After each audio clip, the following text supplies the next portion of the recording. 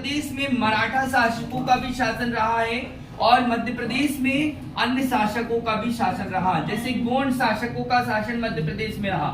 ठीक है, तो आप जानते हैं कि गोंड शासिका में अंतिम गोंड शासिका के बारे में आप जानते हैं, रानी कमलापति। ठीक है, तो ये इनके बारे में आपको पता है। रानी दुर्गावती के बारे में आपको पता है, रानी लक्ष्मीबाई के बारे में आप जानते हैं। तो मध्य प्रदेश के शासकों में अगर हम देखें तो मध्य प्रदेश के शासक प्राचीन काल से देखे जाएं तो आप लोग जानते हैं कि महाभारत कालीन मध्य प्रदेश में दो महाजनपद थी, यानी कि हम जान सकते हैं कि एक अवंती महाजनपद और एक चेदी महाजनपद। चेदी वाला क्षेत्र माने ये वाला जो क्षेत्र है ये बुंदेलखंड है। यहां से एग्जाम में प्रश्न आएगा बुंदेलखंड। इस पूर्व में स्थित भाग को हम बघेलखंड कहते हैं। क्या कहते हैं? बघेलखंड कहते हैं। हम अगर कला संस्कृति को ध्यान देते हैं तो बुंदेलखंड, बघेलखंड, फिर उसके बाद में यहाँ पर आता है मालवा और निमाड़। ठीक है, निआर्य था ये, निमार्य, और जो जहां आर्य नहीं है धीरे धीरे ये क्या हो गया, निमाड़ में परिवर्तित हो गया। तो मालवा, बुंदेलखंड, बघेलखंड, निमाड़। ठीक है, अब यहाँ पर प्राचीन काल में अनेक शासकों ने शासन किया। यदि हम देखते हैं मालवा पर तो हमारी बात करते हैं मगध की, तो मगध जो है एक बहुत ही शक्तिशाली महाजनपद थी। इस मगध महाजनपद के समकालीन यहाँ पर अवंती महाजनपद थी। तो अवंती महाजनपद के समय की बात करें तो अवंती, यहाँ पर मगध में बिंबिसार का शासन है और यहाँ पर अवंती में, मालवा में चंडप्रघोत का शासन है। आपको ध्यान होगा कि बिंबिसार के शासन काल में बिंबिसार का जो राजवैद है, बिंबिसार का राजवैद है, वो राजवैद कौन है? जीवक। ठीक है, और जीवक ने दो व्यक्तियों की, जैसे कि हम पढ़ते हैं कि जीवक ने एक तो चंडप्रघोत कौन है?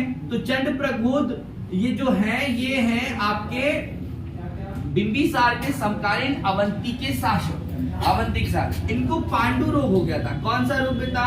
पांडु रोग। तो पांडु रोग से ग्रसित होने के कारण अवंती के शासक चंडप्रघोत को जीवक ने उपचार किया और जीवक ने महात्मा बुद्ध का भी उपचार किया था।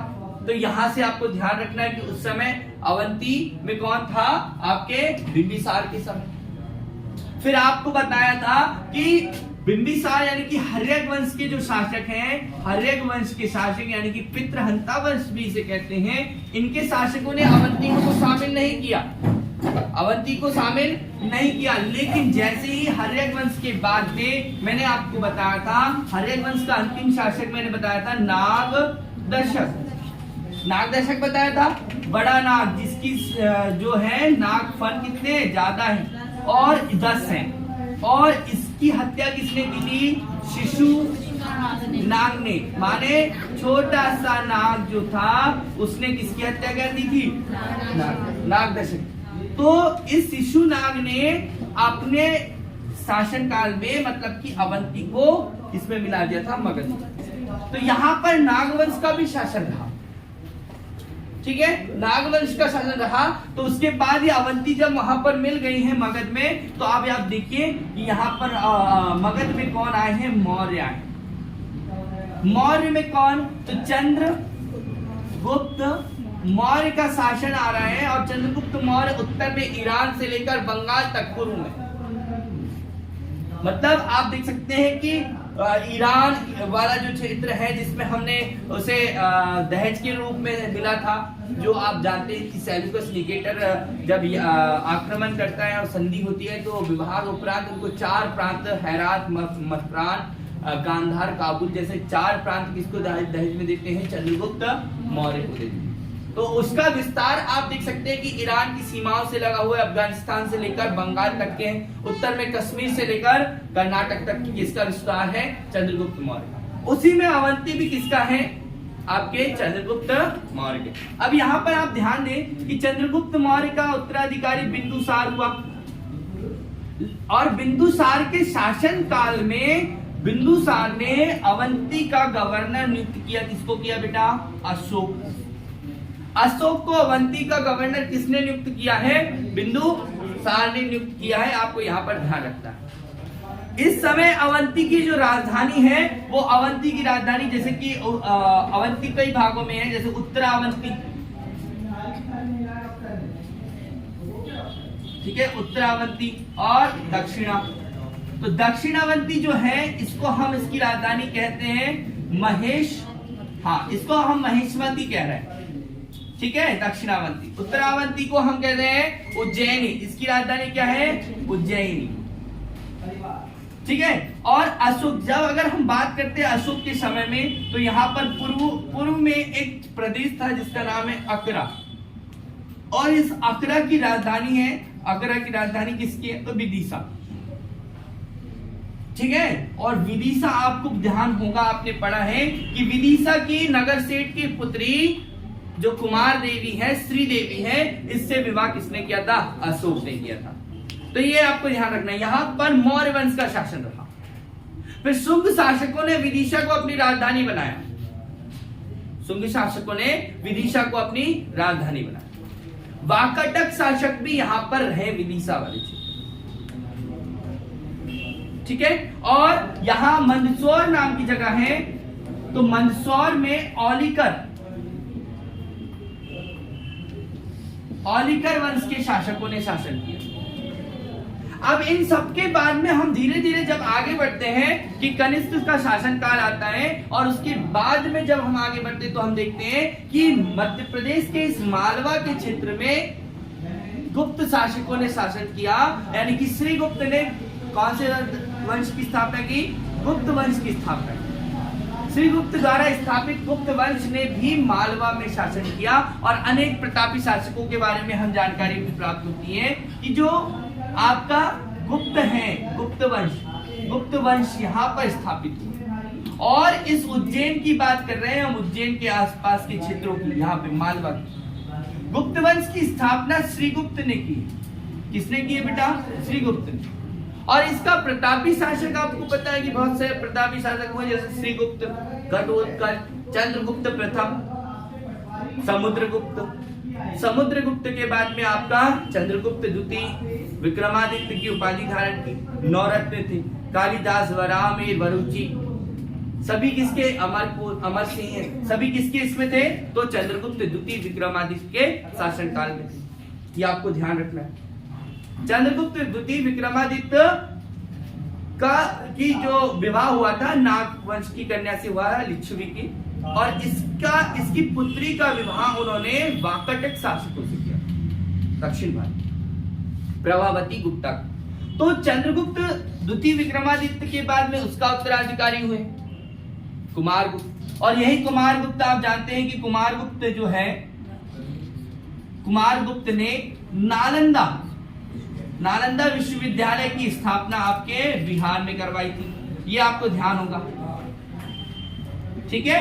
तो कुमारगुप्त प्रथम जिसको हम कहेंगे, धीरे धीरे ऐसे कहें तो समुद्रगुप्त, स्कंदगुप्त, कई गुप्त शासकों ने और अपने गुप्त साम्राज्य को बढ़ाया। तो मध्य प्रदेश से गुप्त वंश के शासन साक्ष्य भी प्राप्त होते हैं।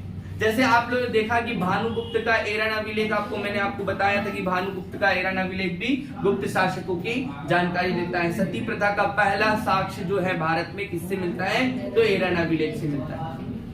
तो अनेक शासकों का यहाँ पर शासन था।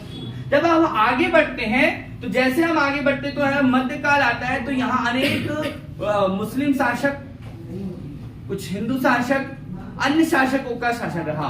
जैसे अगर हम बात करते हैं कि उज्जैन और उसके पास में आसपास में धार नगरी है, और इस क्षेत्र में धार नगरी भी यहाँ पर है, और धार नगरी पे भोज, राजा भोज ने शासन किया था, यानी कि परमार वंश ने भी शासन किया। राजा भोज परमार वंश ने शासन किया। कलचुरी शासकों की दो शाखाएं थी, एक आपकी यहाँ पर शाखा थी, ठीक है, और एक शाखा कलचुरी शासकों की जबलपुर और उसके आसपास के क्षेत्र की। त्रिपुरी, यहां पर कलचुरी शासकों ने शासन किया। बुंदेलखंड के क्षेत्र में बहुत ही प्रतापी शासक चंदेल शासक था। आप जानते हैं कि चंदेल वंश की स्थापना नन्नुक ने की है और ये चंदेल शासकों द्वारा यहाँ पर खजुराहो, खजुरवाहा, जेजाग भुक्ति, बुंदेलखंड को प्राचीन काल में जेजाग भुक्ति के नाम से जानते थे। राजा जेजा के नाम से वो जेजाग भुक्ति के नाम से जानते थे। तो इस चंदेल वंश के शासकों ने यहाँ पर क्या किया, शासन किया और यहाँ पर खजुराहो नाम का आज भी जहाँ पर बहुत सारे हमारे मध्यकाल के मंदिर मिलते हैं, जहाँ बौद्ध, जैन, हिंदू तीनों धर्म की संस्कृतियों को आपको यहाँ पर दिखाया गया है। कंदारिया महादेव मंदिर, विश्वनाथ मंदिर, आदिनाथ मंदिर, ठीक है, बहुत सारे चित्रगुप्त मंदिर, बहुत सारे मंदिर यहाँ पर आपको बुंदेलखंड के खजुराहो में आपको मिलेगा। खजुराहो जो है वो कहां पर है, खजुरवाहा के नाम से जाना जाता था। और खजुराहो कहां पर, मैंने प्राचीन नाम के नाम में बताया था कि अनोखी से जाना जाता है, दसपुर, दशार्ण, ये अगर मैंने आपको बताया होगा तो खजुराहो जो है ये छतरपुर जिले में आता है। और खजुराहो को बेटा ध्यान रखना है आपको कि खजुराहो को यूनेस्को ने विश्व विरासत सूची में 1986 में शामिल किया। प्रतिवर्ष यहाँ पर संगीत समारोह का आयोजन किया जाता है। खजुराहो में एक हवाई पट्टी यानी कि हवाई क्या बोल सकते हैं, एयरपोर्ट यहाँ पर स्थित है, ठीक है। विदेशी यात्रियों को यानी कि पर्यटकों को बुलाने के लिए, आकर्षित करने या सुविधा उपलब्ध कराने के लिए खजुराहो में एक एयरपोर्ट बनाया गया। तो ये आपको ध्यान रखना है कि खजुराहो बुंदेलखंड क्षेत्र में चंदेल शासक तो यहाँ पर रहे, विद्याधर राव, गंडदेव, ठीक है। तो ये और भी शासक यहाँ पर रहे, तो चंदेल शासकों ने यहाँ पर शासन किया। अब बात करें कि भारत के इस मध्य प्रदेश के पूर्वोत्तर एवं दक्षिण वाले हिस्से में क्या होता है, पूर्व और दक्षिण वाले हिस्से में क्या होता है, यहाँ पर ध्यान देना कि यहाँ पर इस क्षेत्र में गोंडवाना क्षेत्र कहलाता है। और गोंडवाना क्षेत्र जैसे कि आप लोग जान रहे हैं कि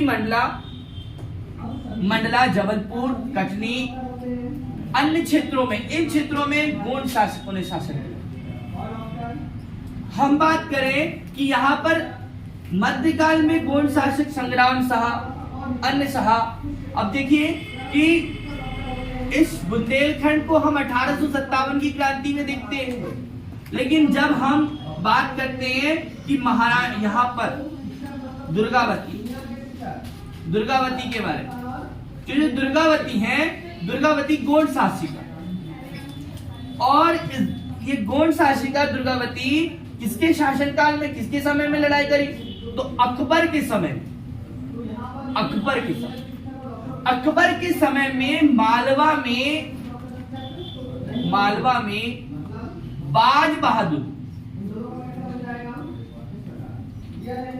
बहादुर मांडू, यहां पर किसका, बाज बहादुर का शासन होता है मालवा। मांडू याद रखना है, मांडू धार में आता है, ठीक है। सिटी ऑफ जॉय के नाम से जाना जाता है मांडू, नर्मदा नदी के किनारे। और बाज बहादुर में रानी रूपमती, बाज बहादुर ने रानी रूपमती का किला किला बनाया है मांडू में, नर्मदा नदी के किनारे।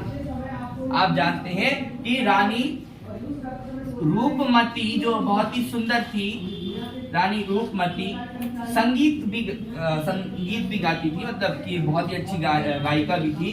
तो रानी रूपमती का विवाह जो है यानी कि बाज बहादुर से हुआ, और बाज बहादुर ने उनके लिए एक मांडू में एक महल का निर्माण करवाया, जिसको रानी रूपमती महल भी कहा जाता है। और रानी रूपमती महल नर्मदा नदी के किनारे बनाया गया, ठीक है, यानी कि वो आपको ध्यान रखना है। तो अकबर जो महोदय हैं, अकबर के समय में मध्य प्रदेश वाले क्षेत्र में ये गोंडवाना क्षेत्र था, और आसफ खां के नेतृत्व में गोंडवाना क्षेत्र रानी दुर्गावती से लगभग 1562 ईस्वी के लगभग में दुर्गावती से छीन लिया गया, वीरांगना दुर्गावती। और बाज बहादुर का भी ये मालवा क्षेत्र भी क्या कर लिया गया, अकबर ने अपने क्षेत्र पास में कर लिया, यानी कि अपने राज्य में शामिल कर मुगल एम्पायर में, क्योंकि अकबर का शासन पास ही था आगरा में, आगरा, ठीक है। तो मालवा को जीत लिया, अभी आप देखते हैं कि अकबर के समय में 1601 के लगभग में यहाँ बुरहानपुर में एक शासक थे, अहिर शासक थे, आसीरगढ़ जिसको हम कहते हैं, आसीरगढ़ का किला राजा द्वारा बनाया गया था, आसीरगढ़ का किला। तो 1601 में अकबर का अंतिम अभियान जो होता है वो यहाँ पर बुरहानपुर का होता है, जिसे दक्षिण भारत का प्रवेश द्वार भी कहा जाता है। दक्षिण भारत जाना है तो दक्षिण भारत का प्रवेश द्वार भी आपको आसीरगढ़ का किला यानी बुरहानपुर को माना गया है, यहाँ दक्षिण भारत का प्रवेश द्वार। तो यहाँ पर आपको ध्यान देना है। तो अकबर के समय की बात मैंने आपको यहाँ पर बता दी। फिर धीरे धीरे अनेक शासक आते से शासक वर्गों का शासन होते रहा अनेकों। जैसे ही हम मध्यकाल में पहुंचते हैं तो हम जैसे और आगे बढ़ते हैं तो आधुनिकता की ओर अंग्रेजों का तो शासन चलता है, लेकिन अंग्रेजों के शासन के समय मराठा शासकों का शासन भी मध्य प्रदेश में होता है। मराठा शासकों का जैसे खजुराहो में बाजीराव प्रथम, जिनकी क्या हो जाती है, मृत्यु होती है आपके खरगोन में, याद रखना है, ठीक है। तो हम यहाँ पर मराठा शासकों की बात करें तो इंदौर के आसपास वाले क्षेत्रों में जो है होलकर वंश का शासन होता है, होलकर वंश। और ग्वालियर के आसपास के क्षेत्र में, ग्वालियर में कौन से राजवंश का, सिंधिया राजवंश का शासन होता है। वैसे तो ये सिंधे होता है और धीरे धीरे आगे बढ़कर ये सिंधिया कहलाता है, सिंधिया राजवंश का शासन। आपके नागपुर में भोसले शासकों का होता है, नागपुर। इस क्षेत्र में गंगाधर राव यानी कि आप अगर ध्यान दें तो यहां पर रानी लक्ष्मीबाई का शासन होता है, रानी लक्ष्मीबाई झांसी। वर्तमान में झांसी तो कहां है भैया, उत्तर प्रदेश है ना, लेकिन इस क्षेत्र बुंदेलखंड में झांसी का क्षेत्र, ललितपुर, झांसी, बांदा, ठीक है, और अन्य क्षेत्र। इस क्षेत्र में यहां पर रानी लक्ष्मीबाई। अगर हम इससे पहले भी चले तो छतरपुर राजा छत्रसाल नाम के राजा हैं, इनका भी यहाँ पर शासन होता है। हम यहाँ पर प्रमुख राजवंशों के नाम पढ़ रहे हैं। राजा छत्रसाल के बारे में, राजा छत्रसाल छत्रपति शिवाजी के समय की बात, ठीक है। और यहाँ पर औरंगजेब के समय, ये औरंगजेब की सेना में भर्ती भी हुए, लेकिन जो छत्रपति शिवाजी हैं उनसे प्रभावित होकर इन्होंने अलग से मोर्चा खोल दिया किसके, औरंगजेब के खिलाफ। ये बुंदेलखंड के शासक, ठीक है। तो याद रखना, यहीं पर 1857 की क्रांति में झांसी की रानी ने कानपुर, झांसी अब जो आपका झांसी वाला क्षेत्र है, जो आसपास की बुंदेलखंड की रानी थी, आप लोगों ने सुना भी है, खूब लड़ी मर्दानी, वो तो झांसी वाली रानी थी। बुंदेलो हरबोलो हमने सुनी कहानी थी। तो यहाँ की बुंदेलो हरबोलो जो है गाय तो एक जाति है, उन्होंने ये इसके बारे में बताया था रानी लक्ष्मीबाई के नाम, ठीक है। और ये कविता किसकी है, सुभद्रा कुमारी चौहान, ये आपको ध्यान रखना है। तो बेटा यहाँ से समय समय के साथ में अनेक राजवंश शासकों का शासन रहा और धीरे धीरे हम आधुनिकता में आए तो शासक वर्गों का शासन समाप्त होकर हमारे देश में अब हम क्या है, कोई भी राजा नहीं है, हम एक संवैधानिक राष्ट्र में रहते हैं, निवास करते हैं। तो अनेक राजवंश मैंने लगभग आपको बताया कि होलकर राजवंश, गुप्त भी थे, मौर्य भी यहाँ पर आए, वाकाटक भी आए, यहाँ औलिकर वंश से भी थे, त्रिपुरी की शाखा से थे, यानी कि कलचुरी शासक वर्ग भी यहाँ पर था। उसके बाद में हमने यहाँ पर देखा कि बुंदेलखंड में अनेक शासक, चंदेल शासक रहे। चंदेल शासकों में हमने देखा कि खजुराहो की स्थापना जिनमें है नन्नुक नाम के एक व्यक्ति हैं, उन्होंने चंदेल वंश की स्थापना की। और अनेक, फिर उसमें अनेक शासक आते हैं, विद्याधर आता है ना, धंगदेव आते हैं, गंडदेव आते हैं, बहुत सारे शासक, कंदारिया महादेव मंदिर, आप बहुत कुछ अगर देखने जाएंगे तो आपके कहां पर मिलता है, खजुराहो में, ठीक है। तो यहाँ से जितने भी राजवंश है लगभग मैंने सारे राजवंश के बारे में आपको यहाँ पर बताया, ठीक है। अगर हम मध्यकाल में अगर यहीं से देखते हैं तो भोपाल एक ऐसा क्षेत्र है जहां पर जो मुस्लिम वर्ष के शासकों का शासन रहा, नवाबों का शासन रहा। पहले यहाँ पर दोस्त मोहम्मद खान ने भोपाल में अपने मुस्लिम साम्राज्य की स्थापना की। रानी जो रानी कमलापति थी वो अंतिम गोंड शासिका थी। उसके बाद दोस्त मोहम्मद खान ने यहाँ पर मुस्लिम शासन की स्थापना की। ठीक है, इसके बाद भोपाल पर कई रानियों का शासन रहा, कुदरशिया बेगम का, सुल्ताना बेगम का, शाहजहां बेगम का, ठीक है, सलीमा बेगम, जो भी बेगम का शासन यहाँ रहा। और अंत में जब आपको देखते हैं कि भोपाल रियासत को हम मध्य प्रदेश के में मिलाते हैं तो यहाँ पर हमीदुल्ला नवाब नाम के एक शासक होते हैं जो यहाँ पर भारत में अंतिम रूप से शामिल है। ठीक है, तो आपको ये ध्यान रखना है, इसका रिवाइज कर लीजिए, इसको 1-2 बार आप लोग ध्यान से देख लीजिए, है ना, इसके नोट्स बना लीजिए, आपके एग्जाम में क्वेश्चन पूछेगा। ठीक है।